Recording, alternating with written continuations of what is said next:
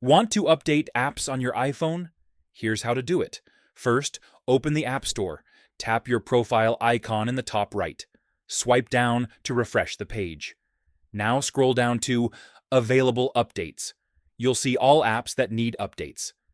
Tap Update next to any app, or tap Update All to update everything at once. Wait for the apps to finish updating. Once done, they'll show Open. If you want to update a specific app, tap Search. Type the app name.